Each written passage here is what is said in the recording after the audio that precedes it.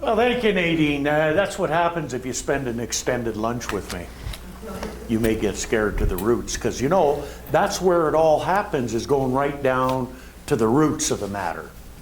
Because that's where growth takes place, is in the roots. And that's what we need to do, is we need to get down to that spot. And sometimes getting down to that spot, because the roots are underneath, they're not conscious.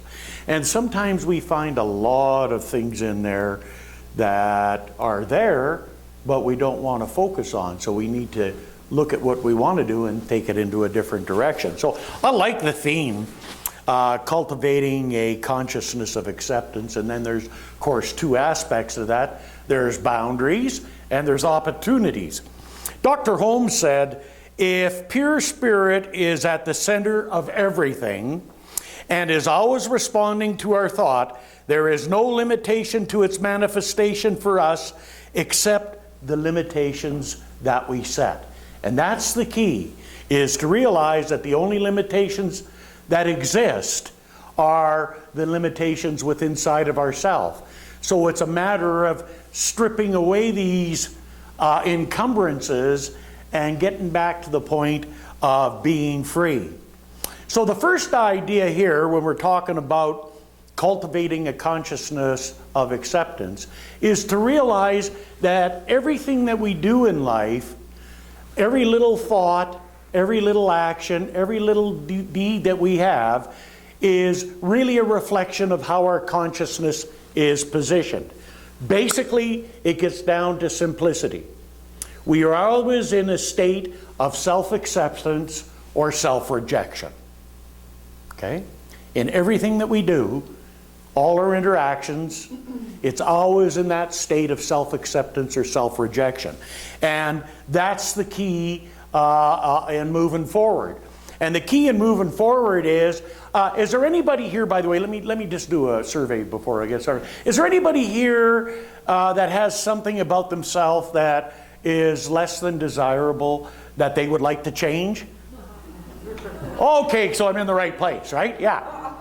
Bottom line is, one of the most powerful lessons that I ever learned was from a book called You Can Heal Your Life by Louise Hay.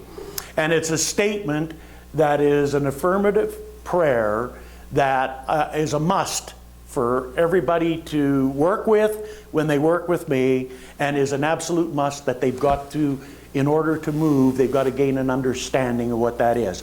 I love and approve of myself exactly as I am. There's the key.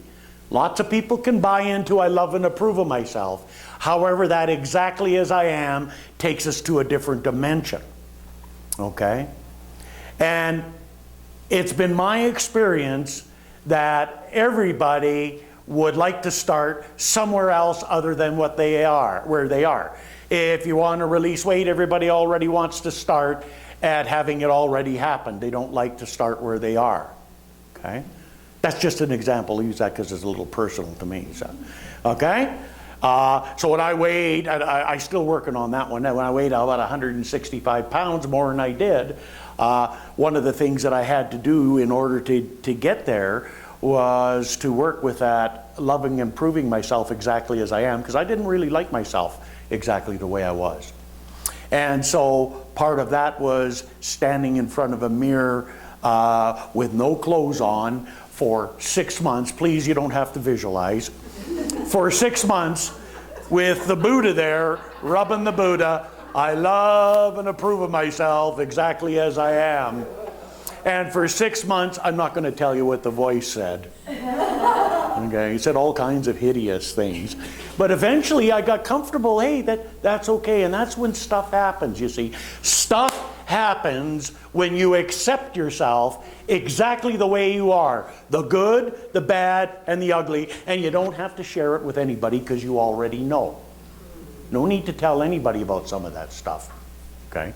What the need is to accept yourself the way you are, and then you could gradually move away from that into a different place. And by the way, if you think, well, I'll do this for a while and then it's over, get that out of your mind right now. Okay? Because we're always evolving and growing, and the human part of us always wants to slip back into self-rejection. instead of self-acceptance. So it's constant state of simply fishing. This is a different kind of fishing. You cast it out and you just reel your mind back into where you want it to be instead of allowing it to go off into catastrophizing and stuff like that, making a little simple thing go out of proportion. So mind's very creative. It can do all kinds of wonderful things that you don't want. Okay, so let's talk about these two ideas about opportunities and boundaries. So let's talk about opportunities first. Here's the thing. The universe is always presenting opportunities to you. Now most people are looking for the big one. It's not the big one you look for. It's all the simple little things on a day-to-day basis where there's an opportunity to be nice, an opportunity to do something that makes you feel good. They're all over the place. We just have to look at them as an opportunity and to participating. And people say, well, what if I miss it? And my question is, well, how can you miss it if you're really committed to it? Because it'll be there for you. That's not the problem. The problem doesn't come in if I miss it. It's when it does start happening and then people go into resistance. And we come up with all of those stories. Well, I'm not ready yet. Anybody ever use that one? Things are moving too fast. I need to settle down and have a look at it. I'm going with the flow. Check the flow and see which one you're in. There's a lot of things that flow. Okay? A lot of things that flow. Yeah, so one of the toughest things is people always ask me, oh, well, Reverend Doug, how will I know it's time? And I ask them, is it happening? Yeah, it's time. How do you know that? Because if it wasn't, it wouldn't be happening. Gee, I'd like to do it if only I had a little bit more money. If only I had a little bit more preparation time. If only I had fill in the blank. And then when I come back, they say, well, I would do it, but. And if it wasn't for this, but it would work better if it was this way.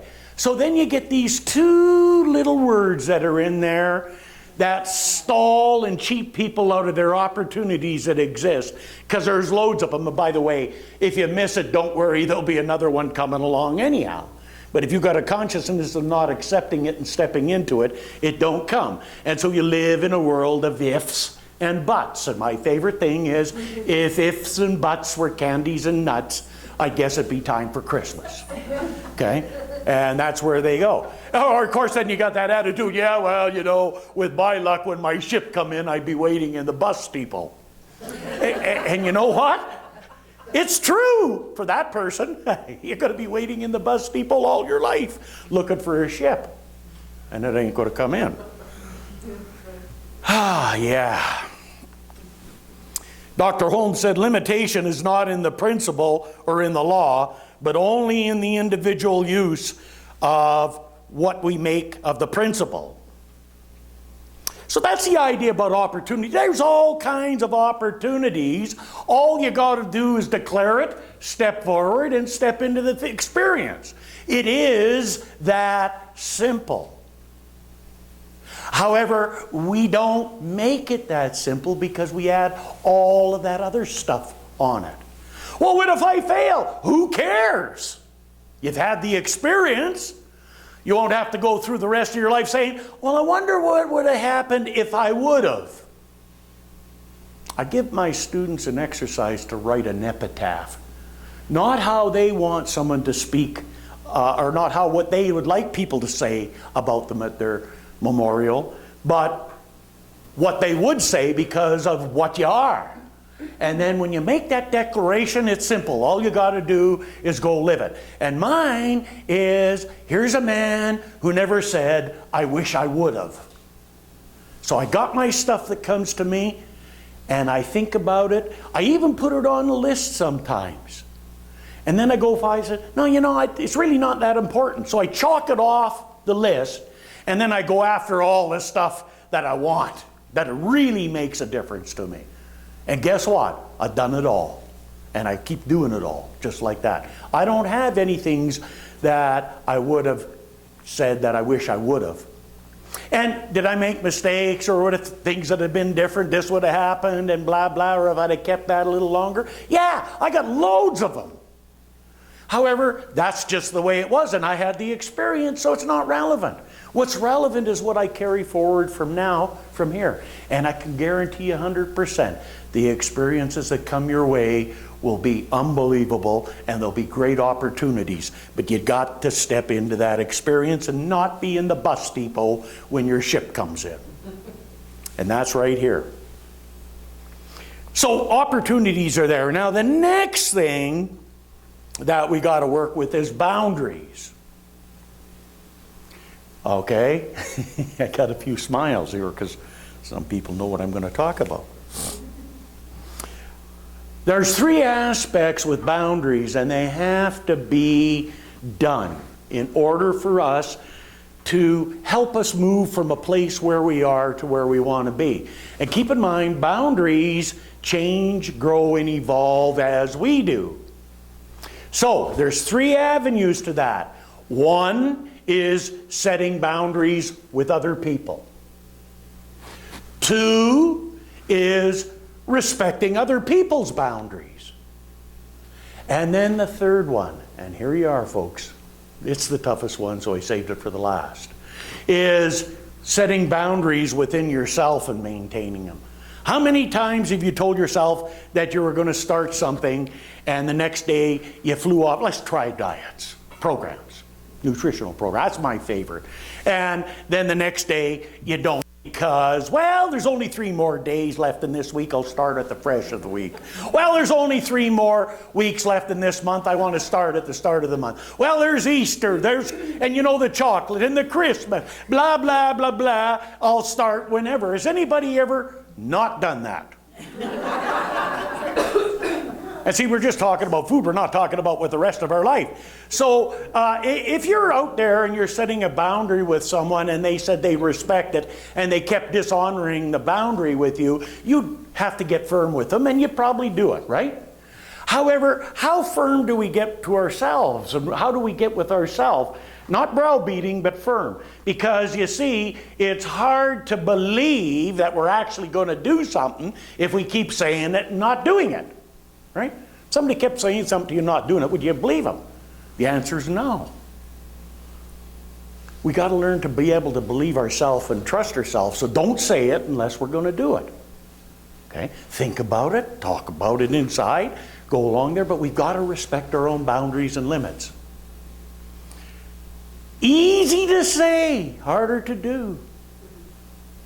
I remember when I first met my Anna, and I was deeply in love with her at a spiritual level, and I asked her to marry me, and well, she got a little bit flustered and all of this, and she just wasn't quite ready for it.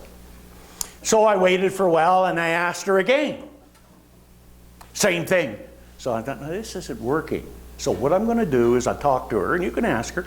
I made a boundary. I said, you know, Anna, I understand that and I respect that. And you know, I'm not going to mention another word about that again until you bring it up. So I didn't. Year and a half, 2 years goes by, not a word. Okay. One day she says to me, do you still love me? I said, absolutely. Well, you haven't mentioned that you wanted to marry me for quite a while. I said, are you bringing it up? And basically, I don't know when it was or that, but basically, have you ever heard of anybody getting engaged that way before? That's how we got engaged. That was it. We were engaged, eh? Because he brought it up. She proposed to you? No, not at all. I had already proposed twice. The boundary was I wouldn't bring it up again until she was ready. And when she mentioned that, I said, are you ready?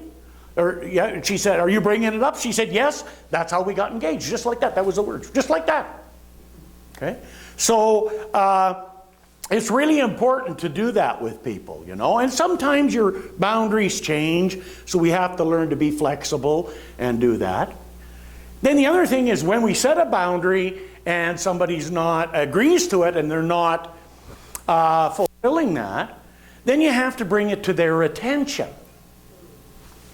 Okay? Don't do you any good doing boundaries if you're not going to bring it to their attention if it isn't working. And bringing it to their attention can be done in a number of different ways.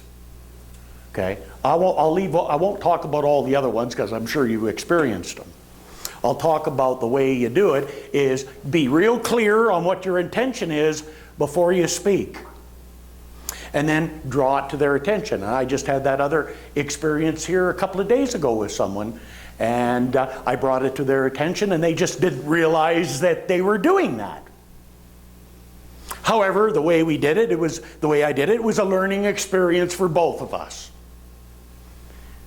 You know, it's easy to set boundaries, but to stand there and do that, it's tough. One of the toughest boundaries and limits that I've ever dealt with, that I've dealt with families and that, generally where you got a drug addict in the family.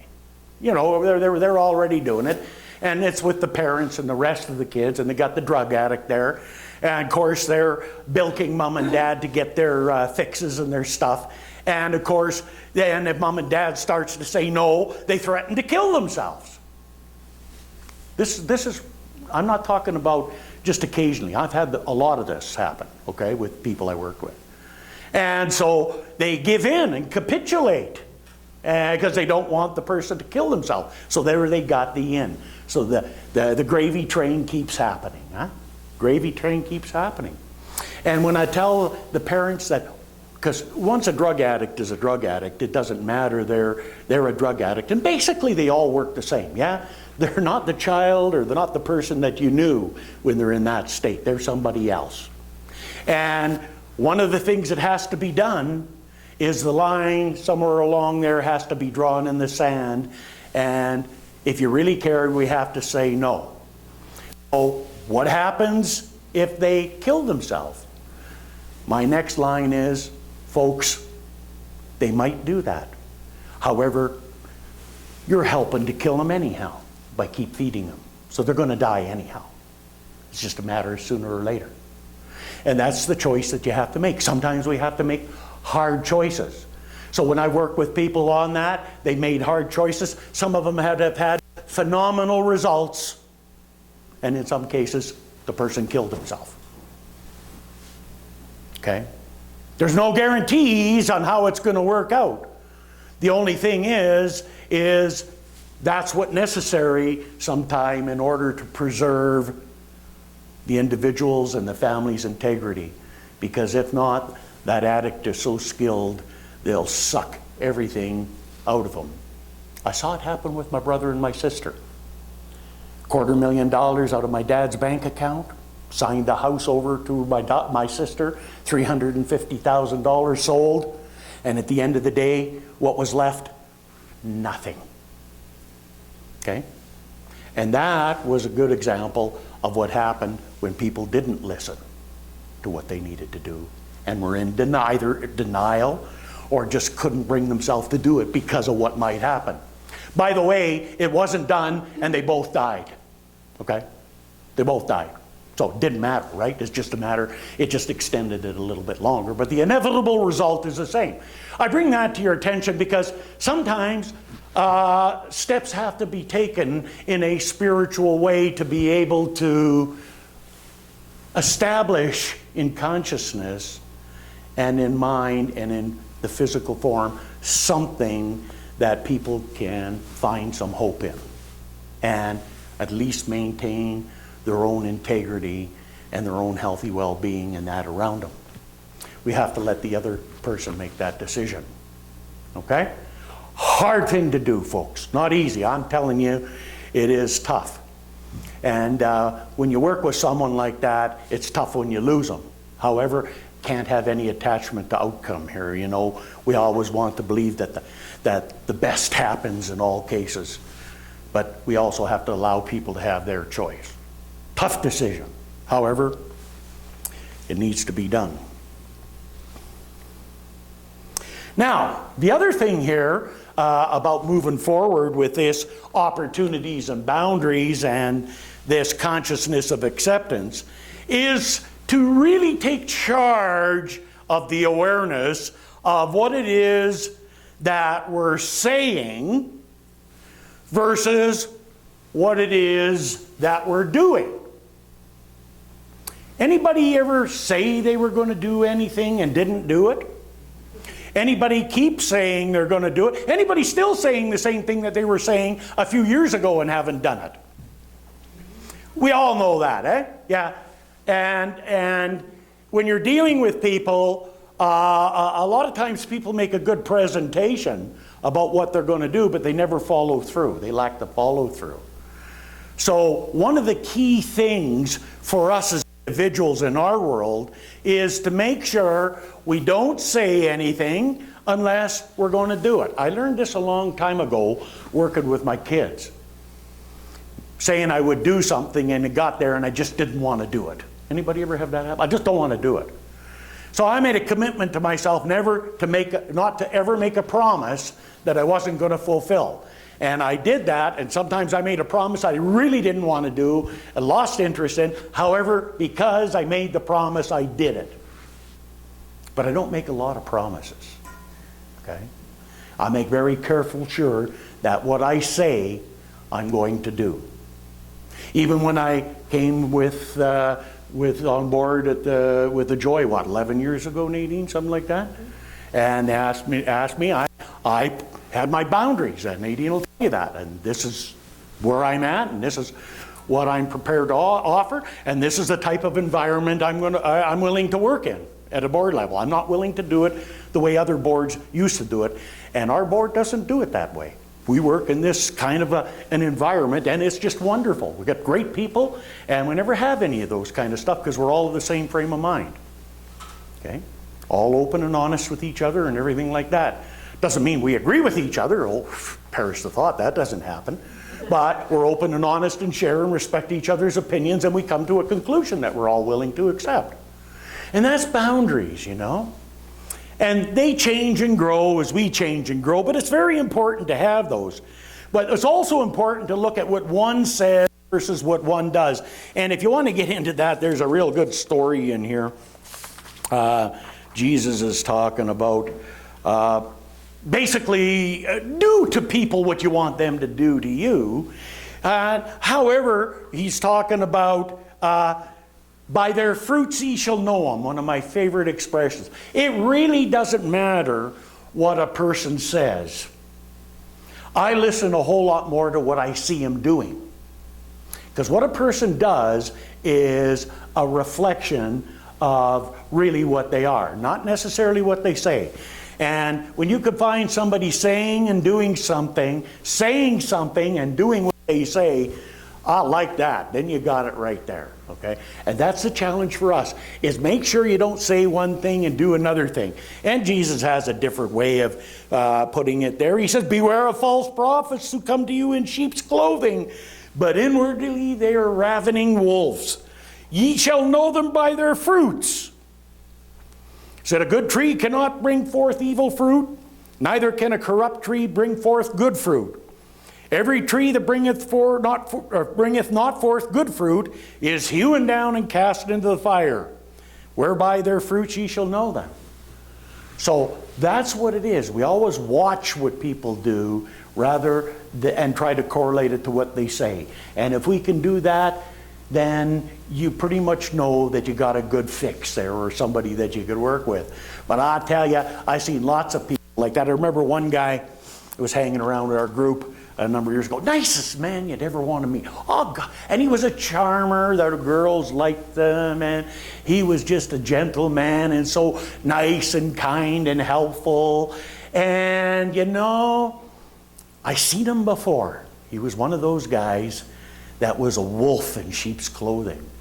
And so I told my partner at the time and my best friend and his partner, a couple other really good friends that were all, and some people in my family that were all wrapped up with this guy. And you know, they all just leveled me. Nobody was happy with me at all. I said, okay, that's not a problem. So I went and had a private conversation with the individual. I won't give you the exact details of what I said, but basically I let him know what the deal was, and they didn't. But he better be very careful what he does. And ultimately, he ended up stealing and ripping every one of them off to a person, and whew, and I never said nothing after that, but they did listen a little closer the next time. Okay? By their fruits ye shall know them. The whole persona he presented was changed when he stepped out of the circle with a whole bunch of goods from other people. And he stole stuff from everybody, except for one person. Me. Okay, so by their fruits ye shall know them. So what one says, just be careful that what you're saying and what you're doing are going together. Other than that, you'll get really confused with running your own life. I don't know about you, but I have enough problem at trying to get things straightened out without confusing myself. Anybody else ever do that? Confuse themselves? Yeah. Oh! Your mic's down. Oh, jeez. He doesn't even need a mic. Well, for recording, I do. Thank you. There you go. I guess I got too excited there. And so I want to talk about one more thing before I wrap up here, and that's the bottom line. So the bottom line in stepping into this journey is that we have to walk with faith and with trust and with belief, our beliefs, in everything we do.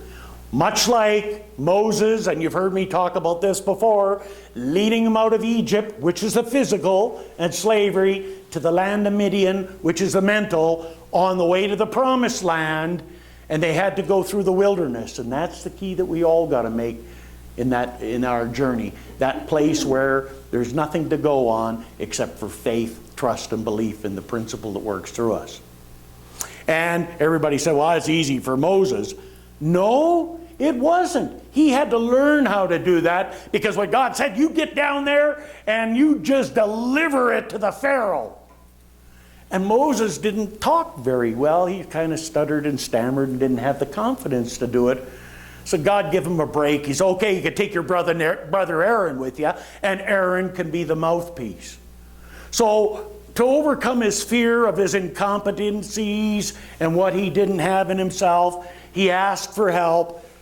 The Lord gave him the help, which was his brother, and he went there and had the confidence to deliver the message to the Pharaoh. The other part's all glory. Seems like he had it together, was a pretty strong guy, but he had to build that, okay? So Moses is not undifferent for us. We just don't start there with stepping into the wilderness like that. We have to build that. And you have to ask for the help, and it'll be delivered, and it could be a person, an event, or whatever that'll help you develop the courage and strength to make that.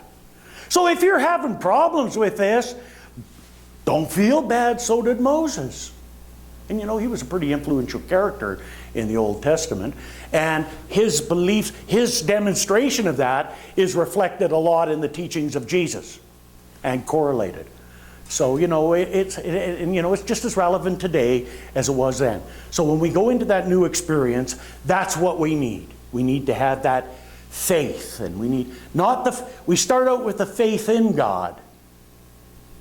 And then we slowly transfer that to the faith of God.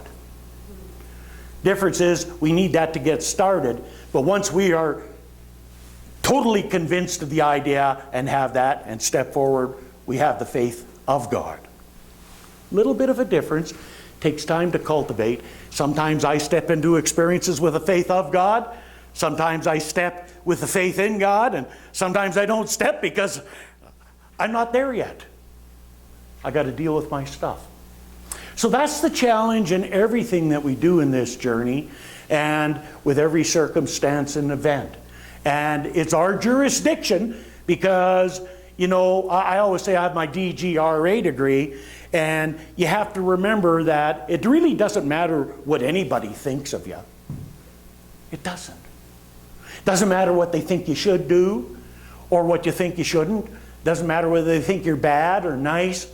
The only thinker in your world is yourself. If you notice that, nobody else is in there saying, hey, I'm doing this thought, Carl. You're going to have to listen to this. You know?